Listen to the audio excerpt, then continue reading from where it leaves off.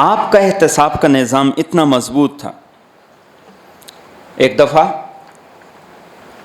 آپ نے خط لکھا کہ حج کے موقع پر سارے گورنر اکٹھے ہوں. سارے گورنر اکٹھے ہوئے تو آپ نے خطبہ دیا اور خطبہ دے کر ارشاد فرمایا کہ میں نے تمہیں اس لیے گورنر بنایا، اس لیے اختیارات دیے تاکہ حق کے مطابق، انصاف کے مطابق فیصلہ کرو. میں نے اس لیے تمہیں اختیارات نہیں دیے کہ لوگوں کا ناحق خون بہاؤ، لوگوں کے مال پر قبضہ کرو. اور پھر آپ نے اعلان کیا کہ جس شخص کی کوئی شکایت ہو وہ کھڑا ہو جائے. تو ایک شخص کھڑا ہو گیا. اس نے کہا امیر المومنین، آپ کے گورنر نے میرے کسی قصور کے بغیر، کسی جرم کے بغیر مجھے 100 کوڑے مارے ہیں. تو آپ نے کہا کہ اسے کوڑا دیا جائے.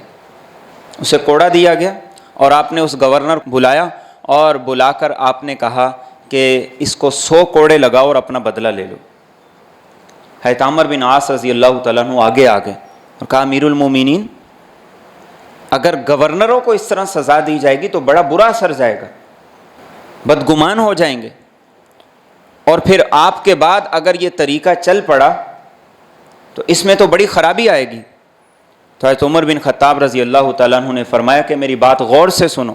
اللہ کے رسول صلی اللہ علیہ وسلم خود کو لوگوں کے سامنے پیش کرتے تھے کہ کسی کے ساتھ میں نے زیادتی کی ہو تو مجھ سے بدلہ لے لو، تم کس کی بات کرتے ہو؟ اور فرمایا کہ اگر عمر بن خطاب کوئی غلطی کرے گا تو عمر بن خطاب بھی اپنے آپ کو پیش کرے گا کہ اس سے بدلہ لیا جائے. تو عمر بن عاص کہتے ہیں کہ میں نے کہا کہ پھر آپ مجھے اجازت دیں، ہم اس کو راضی کریں. اس طرح گورنروں کو کوڑے لگنے شروع ہو گئے تو کیا بنے گا؟ حضرت عمر نے کہا ٹھیک ہے، وقت دیتا ہوں، مہلت دیتا ہوں، اگر تم اسے راضی کر سکتے ہو. تو عمر بن عاص رضی اللہ تعالیٰ عنہ نے اسے راضی کیا 200 دینار کے عوض.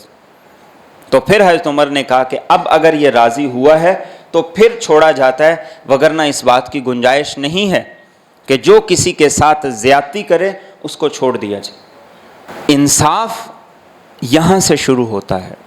انصاف کسی کمزور اور کسی پاگل سے شروع نہیں ہوتا. انصاف کسی ایسے شخص سے شروع نہیں ہوتا جس کا ذہنی توازن نہ ہو اور اس کو مار مار کے ہلاک کر دیا جائے. انصاف یہاں سے شروع نہیں ہوتا.